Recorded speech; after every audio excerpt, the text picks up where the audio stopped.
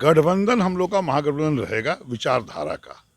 हम लोग क्या है कि भारतीय जनता पार्टी जो धर्म के नाम पर उन्माद फैलाती है, जाति के नाम पर, और देश को कमज़ोर करने का काम करती है, बांटने का, उस विचारधारा के साथ हम लोग हैं। गठबंधन रहेगा, लेकिन एमएलसी का चुनाव हम अकेले लड़ेंगे, वो भी अकेले लड़ेंगे। जब आपकी सरकार है, एनडीए की, दिल्ली में भी है, यहाँ भी है, निश्चित तौर पर आपको विशेष राज्य का दर्जा पैकेज मिलना चाहिए ताकि विकास बिहार आगे बढ़े। अभी आप देखिए ना, अभी क्या हो रहा है, शिक्षा को बंद करके अब बच्चे को शिक्षा मत दीजिए, अब चलिए शराब पकड़े। पुलिस क्या कर रही है? कहीं शिक्षक शराबबंदी पकड़ेगी, पता लगाएगी? ये सब तो बिल्कुल गलत बात है। और बिहार की शिक्षा ऐसे ही ध्वस्त हो चुकी है, और अब शराब पकड़ने में शिक्षक लग जाएंगे तो क्या होगा बच्चों का भविष्य। नमस्कार, न्यूज़ फाउंडेशन देख रहे हैं और मैं आपके साथ रंजन सिंह। आपको बता दें कि एमएलसी सीट चुनाव को लेकर जिस तरीके से कांग्रेस और आरजेडी में सीटों को लेकर बात करने के लिए अजीत शर्मा दिल्ली पहुंचे थे और आज पटना लौटे। इनसे बात करते हैं कि आखिरकार दिल्ली में क्या कुछ हुआ सर। नहीं, दिल्ली में कुछ भी नहीं हुआ। हम लोग तो अपना बैठक किए, प्रभारी थे, और हमारा आला कमान मैडम सोनिया गांधी का जो आदेश मिला, उन्होंने कहा कि आप आदरणीय राष्ट्रीय अध्यक्ष लालू जी से बात कर लीजिए और स्ट्रैटेजी तय कीजिए कैसे एनडीए के सारे सीटों को हरा के जीता जा सकता है। तो हम लोगों ने, हम थे, सांसद अखिलेश जी थे और अध्यक्ष मदन बाबू। अखिलेश जी सांसद ने फ़ोन किया आदरणीय लालू जी को। उन्होंने कहा कि तेजस्वी जी आज ही आए हैं, आ जाते हैं, बात करके फिर आप लोगों को बुला के बात करेंगे। लेकिन शाम में आदरणीय तेजस्वी यादव जी गए वहाँ शायद, और जब निकले तो हमने देखा कि इलेक्ट्रॉनिक मीडिया पर दे दिए कि हम अकेले चुनाव लड़ेंगे। तो फिर उसमें कोई बात, फ़ोन तो आया नहीं वहाँ से। फिर हम लोगों ने आला कमान अपने मैडम सोनिया गांधी और प्रभारी को सूचना दे दिया कि ऐसे ऐसे हुआ है। बोला ठीक है, जब वो लोग नहीं तैयार हो रहे हैं या नहीं बात कर रहे हैं तो आप लोग भी अपना तैयारी कीजिए जाके। तो हम लोग यहाँ चले आए हैं, और अब हम लोग भी 2424 सीट पर ही अब चुनाव लड़ने की तैयारी में हैं। 2400 सीट पर आप लड़िएगा। बिल्कुल। अब जब भाई अब वो लोग तय नहीं करेंगे, लेकिन तैयारी तो करनी है। अब मान लीजिए कि बाद में अगर कुछ होता भी है तो जहाँ से हम तैयारी रहेंगे तो उनको मदद करेंगे, वो हमको करेंगे।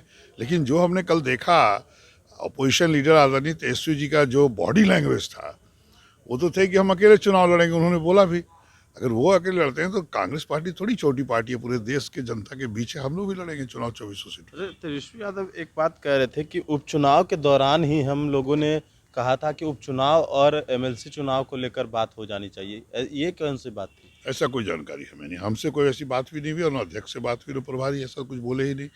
ये कोई मतलब ही नहीं है। एमएलसी का चुनाव तो बहुत बाद में होना था, उपचुनाव में बातें नहीं हुई।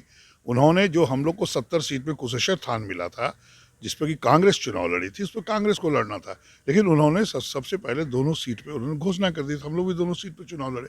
लेकिन एक बात आपको बता दें, गठबंधन हम लोग का महागठबंधन रहेगा विचारधारा का। हम लोग क्या है कि भारतीय जनता पार्टी जो धर्म के नाम पर उन्माद फैलाती है, जाति के नाम पर, और देश को कमज़ोर करने का काम करती है, बांटने का, उस विचारधारा के साथ हम लोग हैं। गठबंधन रहेगा, लेकिन एमएलसी का चुनाव हम अकेले लड़ेंगे, वो भी अकेले लड़ेंगे। एनडीए में भी इस तरीके की बात हो रही है, मुकेश सहनी 2400 सीट पर चुनाव लड़ रहे हैं। अब ये तो मुकेश सहनी जी बताएंगे क्या है, लेकिन उनको सीट नहीं मिला इसलिए वो नाराज़ हैं। लेकिन देखिए 24 सीट पर है, जैसे कि हमारे पास अभी 17-18 आदमी तो मजबूत है मेरे पास। अब क्या है कि हम लोग तो गठबंधन सोच रहे थे होगा, वैसे मुकेश सहनी जी बताएंगे कि 24 सीट कैसे लड़ रहे हैं, क्या कर रहे हैं, उस पर मैं कोई प्रकाश नहीं डालूंगा। एनडीए में जिस तरीके से चल रहा है, ललन सिंह लगातार एक बात की मांग कर रहे हैं, देश के प्रधान बिहार पे दे ध्यान, इस तरह की बातें चल रही है एनडीए में भी। नहीं, ये तो बहुत दिनों से माननीय मुख्यमंत्री जी भी कह रहे थे कि विशेष राज्य का दर्जा बिहार को मिलना चाहिए, हम लोग भी पक्षधर है उसमें। जब आपकी सरकार है, एनडीए की, दिल्ली में भी है, यहाँ भी है, निश्चित तौर पर आपको विशेष राज्य का दर्जा पैकेज मिलना चाहिए ताकि विकास बिहार आगे बढ़े। अभी आप देखिए ना, अभी क्या हो रहा है, शिक्षा को बंद करके अब बच्चे को शिक्षा मत दीजिए, अब चलिए शराब पकड़े। पुलिस क्या कर रही है? कहीं शिक्षक शराबबंदी पकड़ेगी, पता लगाएगी? ये सब तो बिल्कुल गलत बात है। और बिहार की शिक्षा ऐसे ही ध्वस्त हो चुकी है, और अब शराब पकड़ने में शिक्षक लग जाएंगे तो क्या होगा बच्चों का भविष्य। जी, एक आखिरी सवाल रहेगा कि जिस तरीके से आरजेडी और कांग्रेस में जो उपचुनाव के दौरान हुआ और एमएलसी चुनाव के दौरान हुआ है, तो इसको लेकर कहीं कुछ इफेक्ट पड़ रहा है? हालांकि आरजेडी का कहना है कि हम राष्ट्रीय पार्टी कांग्रेस है और उसको हम राष्ट्रीय स्तर से मजबूत करने में लगे हैं, लेकिन बिहार में हम चुनाव लड़ते हैं तो उनको थोड़ा हमारा हाथ मजबूत करना चाहिए। हाथ तो मजबूत करते ही हैं। पिछला बार विधानसभा चुनाव हम लोग मात्र 70 सीट लड़े, वो हमसे अधिक सीटों पर लड़े। तो हम तो मानते ही को 75 सीट जीते हैं, 19 जीते हैं, तो यहाँ तो बड़ा पार्टी वही है बिहार में अभी सीट के मामलों में। लेकिन मतलब ये होता है कि पहले बैठ के बात तो होती, खैर कोई बात नहीं है, हम लोग जो लड़ेंगे भी ऐसा दोनों मिल के लड़ते तो एनडीए एक भी सीट नहीं जीती है, तय था इस बार।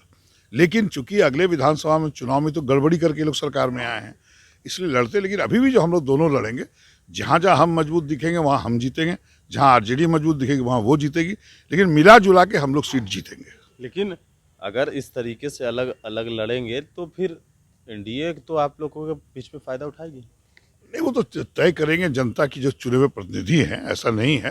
लेकिन हाँ, कुछ तो फायदा जरूर मिलेगा, इसमें हम भी मानते हैं। लेकिन अब जो हो गया, हम लोग भी अब 2400 सीट पर तैयारी कर रहे हैं, राजद भी कर रहा है, तो हम लोग लड़ेंगे, जम के लड़ेंगे और जनता के बीच जाएंगे। चलिए, तो 2400 सीट पर विधान परिषद की चुनाव कांग्रेस भी लड़ेगी। अब देखना होगा कि क्या कुछ होता है। बने नेशन के साथ, नमस्कार।